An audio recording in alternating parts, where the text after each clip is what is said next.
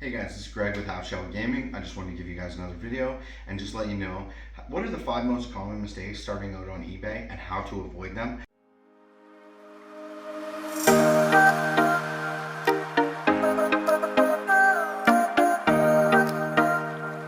This is Greg with Half Shell Gaming. Welcome back to the channel. I just want to go over the 5 most common mistakes that people make on eBay when they're first starting out, and let's go to number 1 right away. Hey guys, so number 1, overpricing your items. So I'm going to teach you guys exactly how you want to price your items if you want to get them sold relatively quick. I'm not telling you to underprice your items, but I'm going to show you exactly what I do.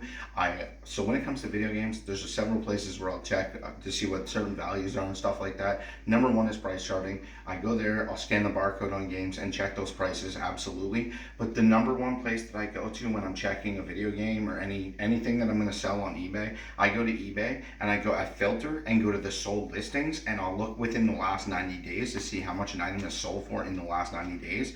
And then what I do to get the item sold relatively quick is, it depends. If it's a higher end item, I'll hold it at around 100%. I'll be somewhat flexible a little bit with some people, but if it's an item that I know will take a bit of time to sell, say a game that's between $20 and say $40, I'll turn around and post that item at about 80% or 85% on eBay, and usually they go relatively quick. All right, number 2.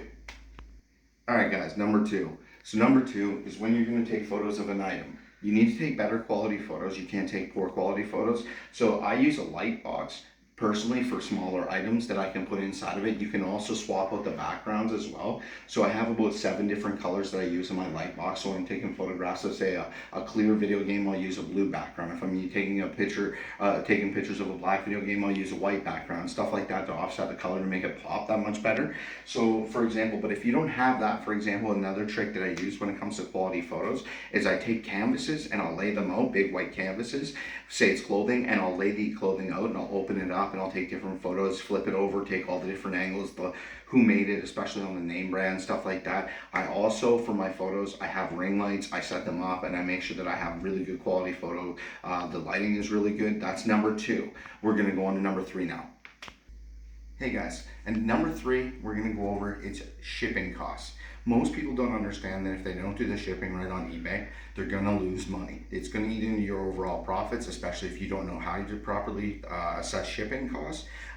For example, a video game inside of a case, roughly, it depends on its weight, but I charge between $4.99 and $7.99 to get a video game from this side of the country to the other side of the country by letter mail. If it's under a certain dollar value, I'll teach you guys about that in an upcoming video as well. You also want to build in shipping supplies and the cost of that into the listing, so that you're not losing money on your shipping and stuff like that as well. So I think about all this when I'm doing this stuff, so I just want to make sure that you guys are aware of this so that you're not losing money overall. So if you're shipping into the States by a track packet, usually if it's a video game, I charge $7.99 to $9.99.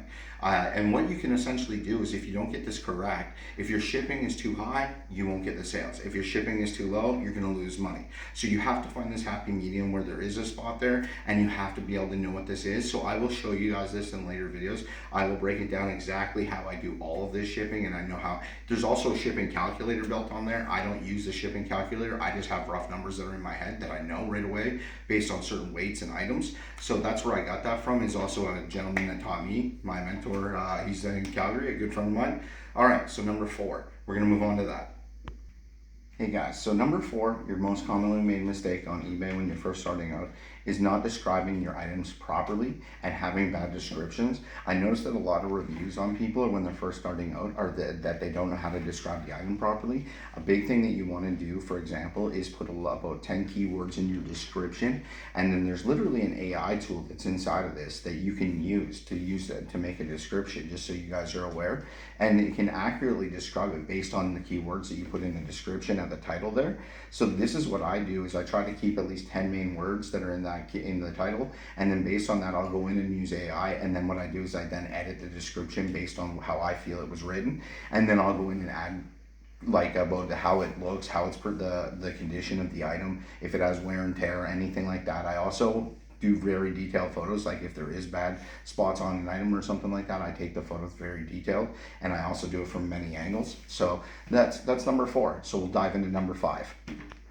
Hey guys, so the fifth most commonly made mistake when it comes to starting out on eBay is not realizing when there's eBay fees that are going to be applied to what you've sold. So say you sell an item for $35, that is not what you're going to receive. There's the fee to sell your item.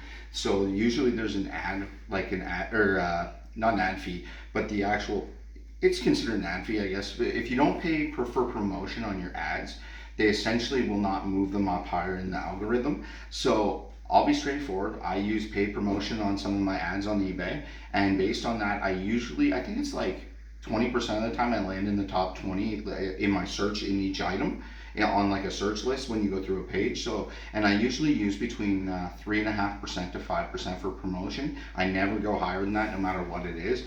I am part of a group where it's actually been tested.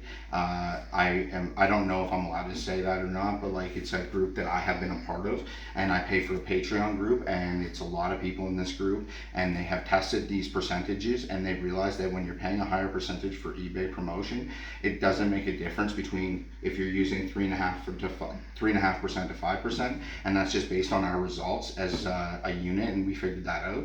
So that is what I use as a ratio to like promote my stuff, and I do it with every item, no matter what it is. If it's a $15 item, I'll do 3.5%. Say it's a $25 or $30 item, I'll pay the 5%, and that's how I do it. So I just want to make sure you guys are aware of this. So, and if you don't, and the other thing that you need to remember too, if you do pay, for example, if you do go high in your promotion, you have to remember every percentage you're willing to go up and pay promotion, that's ultimately coming off your end line there, or your end number, which is your profits, and you need to know that. So that's why I don't go super high in all my stuff, but I make sure that I do pay something in promotion so that at least it's not stuck to the bottom of the algorithm and not moving up in the list. So I do that, and I do land in the top 20% of the time. Yeah, so I'm strategic about what I'm doing. I'm not willing to pay 12, 15% on an item, or 20% for them to move it for me. I'm just not going to do that. I can sell stuff locally in Victoria where I'm at, and I don't need to pay somebody 20% to do that for me. And if that's what it ultimately comes down to, then that item is a slow moving item, or for me maybe. And maybe it shouldn't be even in my rotation of stuff that I'm selling, for a simple fact that maybe the sell-through rate on it's not super high, so that's why you have to pay a higher promotion so that they'll put you further up in the algorithm.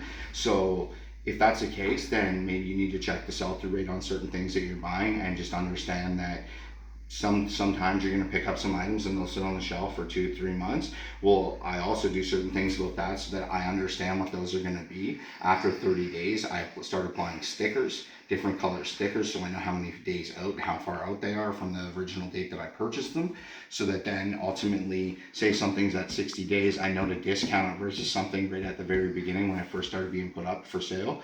And so maybe if it's at 60 days, I'll say to somebody, okay, well, I'll give you 25% off the item if you purchase it.